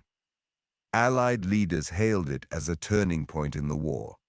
Winston Churchill described it as the greatest Russian victory since 1812, when Napoleon had been driven from Moscow. Franklin Roosevelt sent congratulations to Stalin, acknowledging the scale of the Soviet achievement. For the Allies, Stalingrad confirmed that the Soviet Union was a partner capable of holding its own. It strengthened cooperation, encouraged the opening of new fronts, and reassured populations weary of bad news. In occupied Europe, resistance movements took heart. The German defeat undermined Nazi authority and emboldened those who fought against it. Stalingrad became a symbol of hope not just for the Soviets but for all who dreamed of liberation. The strategic shift. Beyond symbolism, the battle had profound strategic consequences. The loss of the Sixth Army crippled Germany's position on the Eastern Front. No longer could the Wehrmacht launch ambitious offensives deep into Soviet territory. From this point on, the Germans were largely on the defensive. The Soviet Union seized the initiative. In the months following Stalingrad, the Red Army launched new offensives, driving the Germans back across the Don and toward Ukraine. The momentum had shifted. For Hitler's allies, the defeat was sobering. Romania, Hungary, and Italy had all lost divisions at Stalingrad. Their confidence in German leadership wavered. The cracks in the Axis alliance began to widen. Stalingrad marked the moment when the balance of power on the Eastern Front tilted decisively. Stalingrad as myth and memory. Even as the war continued, Stalingrad became a legend. Soviet propaganda crafted stories of heroism. Pavlov's house defended against all odds. Vasily Zaitsev, the sniper who hunted Germans in the ruins. The workers who rolled tanks from factory floors straight into battle. These stories, some true, some embellished, served the purpose. They turned the battle into a myth of unity, resilience, and victory. Stalingrad became not just a city but an idea. The idea that the Soviet people could endure anything, that they could rise from ashes to triumph. After the war, the myth only grew. Stalingrad was honored with the title of Hero City. Monuments were erected, most famously the towering statue of the motherland calls on Mamayev Kurgan, a memorial to those who had died defending the city. For generations, Stalingrad would stand as a symbol of Soviet pride, remembered not only as a battle but as a defining moment of national identity. The German memory. In Germany, memory of Stalingrad was more painful. For veterans and families, it was a wound that never healed. Survivors who returned years later from Soviet captivity carried scars, physical and emotional, that shaped their lives. In the post-war years, Stalingrad became a symbol of hubris and tragedy. For some, it was a reminder of Hitler's reckless leadership. For others, it was a story of sacrifice, of soldiers abandoned by their leaders. Writers, poets, and historians wrestled with its meaning. Was it the beginning of the end, or the inevitable consequence of a war fought on too many fronts? Was it bravery or futility? For Germany, Stalingrad was less a myth of triumph and more a lesson in disaster. Civilians and reconstruction. Amid the global narratives of victory and defeat, the lives of Stalingrad civilians remained central. Those who survived faced the immense task of rebuilding. Homes were gone, families shattered, workplaces destroyed. The Soviet state poured resources into reconstruction. By the late 1940s, factories were once again producing steel and machinery. Housing blocks rose from the ruins, streets were cleared, schools reopened, and life slowly resumed. But the scars remained. Families remembered those lost. Survivors carried trauma, unspoken yet heavy. The city itself bore marks of the battle even decades later as new buildings rose alongside ruins that had been left as memorials. Stalingrad in world memory. Beyond the Soviet Union and Germany, Stalingrad entered global consciousness. It became shorthand for resistance against tyranny, for the cost of total war, for the possibility of turning the tide even in the darkest moments. In Britain and the United States, books and films told the stories, sometimes with admiration, sometimes with dramatization. In occupied nations, Stalingrad inspired resistance. In neutral countries, it was studied as a military lesson. The name Stalingrad carried a weight that few other battles in history have achieved. Like Waterloo, Verdun, or Normandy, it became a symbol in itself. The legacy of suffering. Even as it was celebrated, Stalingrad also served as a warning. The scale of human suffering shocked the world. Civilians slaughtered in bombardments, soldiers starved and frozen, entire armies annihilated. This was the reality of modern industrial warfare. For historians, the battle became a case study in the dangers of hubris, the cruelty of total war, and the resilience of human beings under extreme pressure. For survivors, it was not a lesson, but a memory, etched into body and soul. The shadow of Stalingrad. The aftermath of Stalingrad was both victory and tragedy, triumph and devastation. It reshaped the course of the war, altering strategies, alliances, and morale. It left behind a ruined city, millions of dead, and a legacy that endures to this day. For the Soviet Union, it was the moment of pride, the proof that they could not be defeated. For Germany, it was the beginning of decline. For the world, it was a turning point, a reminder of the costs of ambition and the power of resistance. In the silence after the battle, Stalingrad stood as both a graveyard and a monument. Its ruins whispered of suffering, but also of defiance. Its legacy was not just in history books or memorials, but in the enduring lesson that war, once unleashed, consumes all it touches. Stalingrad was never just a city on the Volga. It was the place where the course of World War II shifted, where myths were born, and where countless lives were lost in the struggle to decide the fate of nations. When the battle for Stalingrad ended in February 1943, the world changed. The city itself was a ruin, a graveyard of men and machines, but its significance went far beyond the Volga. The German defeat was not merely a setback, it was a pivot point in the Second World War. From that moment on, the balance of power shifted. The road that had once led deep into the Soviet Union now turned back toward Berlin. In this chapter, we will explore the wider meaning of Stalingrad. We will see how it marked a turning point militarily, politically, and psychologically. And we will conclude with reflections on what this battle tells us about the human spirit, about war, and about memory. The strategic turning point. Until Stalingrad, the German Wehrmacht had seemed unstoppable. In 1939, they had crushed Poland. In 1940, France had fallen in 6 weeks. In 1941, they had driven to the gates of Moscow. The aura of invincibility clung to them. But Stalingrad shattered that illusion. For the first time, an entire German army had been annihilated. The Sixth Army was not just defeated, it was destroyed. Hundreds of thousands of men were dead, missing, or in captivity. The Wehrmacht could not replace them easily. Strategically, the consequences were enormous. Germany lost the initiative on the Eastern Front. From 1943 onward, the Red Army began a relentless series of offensives, pushing the Germans back across Ukraine, through Poland, and eventually into Germany itself. Stalingrad did not end the war, but it began a process that would culminate in Berlin's destruction in 1945. The battle also crippled Germany's allies. Romania, Hungary, and Italy had suffered devastating losses. Their confidence in Hitler's leadership weakened. Some would later seek peace with the Allies. Stalingrad marked the beginning of Germany's long retreat. The psychological turning point, equally important, was the psychological impact. In Germany, Stalingrad was a shock.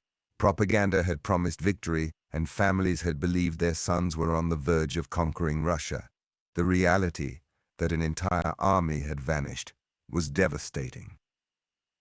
The myth of invincibility was gone. Ordinary Germans began to doubt Hitler's leadership. Soldiers at the front realized that defeat was possible. For the Soviet Union, the effect was the opposite.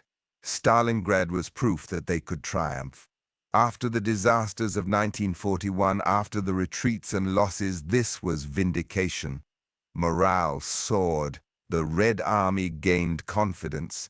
Soldiers marched with the knowledge that they had beaten the best the enemy could offer. For the Allies, Stalingrad was a beacon of hope. Churchill hailed it as the end of the beginning. Roosevelt congratulated Stalin. Across occupied Europe, resistance movements drew courage from the news. If the Germans could be beaten at Stalingrad, they could be beaten everywhere. The psychological tide had turned. The political turning point. Stalingrad also influenced global politics. The Soviet Union, once seen as a partner of necessity, emerged from the battle as a great power in its own right. Its prestige soared. At Allied conferences, Stalin spoke not as a supplicant but as a victor. The Western Allies, planning invasions in North Africa and later in France, recognized the Red Army as the main force grinding down the German war machine. For Hitler, Stalingrad deepened his isolation. He grew more distrustful of his generals, more convinced that only his will could bring victory. His decisions became increasingly erratic. The defeat did not humble him, it hardened him, leading to new catastrophes. Politically, Stalingrad marked the point where the Soviet Union began its rise to superpower status, a role it would hold long after the war. Lessons of Stalingrad. Military historians have studied Stalingrad for decades, drawing lessons that continue to resonate. First, it showed the limits of blitzkrieg. Speed and surprise could achieve great victories, but in the vast spaces of Russia, logistics were decisive. Supply lines broke down, fuel ran short, and overextended armies became vulnerable. Second, it revealed the power of morale and will. The Soviets endured unimaginable suffering but refused to yield. Their resilience turned rubble into fortresses and despair into defiance. Third, it demonstrated the consequences of political interference in military strategy. Hitler's obsession with Stalingrad, his refusal to allow retreat, and his faith in Göring's impossible promises doomed the Sixth Army. Stalingrad became a lesson in the dangers of hubris and micromanagement. The human turning point. Beyond strategy and politics, Stalingrad was also a human turning point. It revealed the extremes of suffering that modern war could inflict. Soldiers endured starvation, frostbite, and terror. Civilians lived under bombardment, scavenging for food in the ruins. Yet it also revealed the resilience of the human spirit. Defenders held out against overwhelming odds. Survivors rebuilt their city from rubble. Families carried memories of sacrifice through generations. Stalingrad became a symbol of endurance, of the capacity to suffer and to prevail. Stalingrad in memory. After the war, Stalingrad entered history not just as a battle, but as a symbol. In the Soviet Union, it was celebrated as the hero city, a monument to sacrifice and victory. The colossal statue the motherland calls rising above Mamayev Kurgan became an icon. Veterans gathered each year to honor fallen comrades. The story of Stalingrad was taught in schools, recounted in films, and etched into the national identity. In Germany, memory was more painful. Stalingrad became a cautionary tale, a reminder of the cost of blind obedience and reckless ambition. Survivors wrote memoirs that spoke of suffering and futility. For many, the name evoked shame and grief. Across the world, Stalingrad became shorthand for turning the tide, for enduring hardship, for the decisive moment in a global conflict. The broader impact on the war. In the months after Stalingrad, the course of World War II shifted in visible ways. The Red Army launched offensives across the front, recapturing vast territories. In July 1943, at Kursk, they would repel the last great German offensive in the east, cementing their dominance. The Western Allies, encouraged by Soviet success, pressed forward with their own campaigns. North Africa was secured, Italy invaded, and plans for the D-Day landings took shape. The Axis, once on the offensive everywhere, now found itself retreating, reacting, and eventually collapsing. Stalingrad had begun a chain reaction that would not end until Berlin itself fell. Stalingrad as symbol of total war. Finally, Stalingrad stands as perhaps the ultimate example of total war. It was not only soldiers who fought, but civilians, factories, and entire societies. Women and children dug trenches, produced weapons, and endured bombardments. Propaganda, ideology, and national pride all played roles. The city became a battlefield where every resource, every life, every ounce of strength was thrown into the fight. It showed the terrifying scale of modern war, where entire cities could be sacrificed for strategic and symbolic purposes. The turning point. The Battle of Stalingrad was not simply one battle among many. It was the turning point of World War II. Strategically, it ended German expansion and began their retreat. Psychologically, it broke the myth of invincibility and gave hope to the world. Politically, it elevated the Soviet Union to great power status. But beyond all that, it was a human story. A story of suffering, courage, hubris, and endurance. A story of civilians huddled in ruins, of soldiers clinging to frozen positions, of leaders making decisions that cost countless lives. When we remember Stalingrad, we remember more than maps and movements. We remember the cost of war, the resilience of people, and the way one city on the Volga changed the fate of nations. In its silence after the guns stopped, in its ruins rising slowly into life again, Stalingrad left a legacy that endures. It reminds us of the price of ambition, the strength of defiance, and the moment when the tide of history turned. Stalingrad was a city, it became a symbol, and in 1942-43 it became the place where the Second World War changed forever.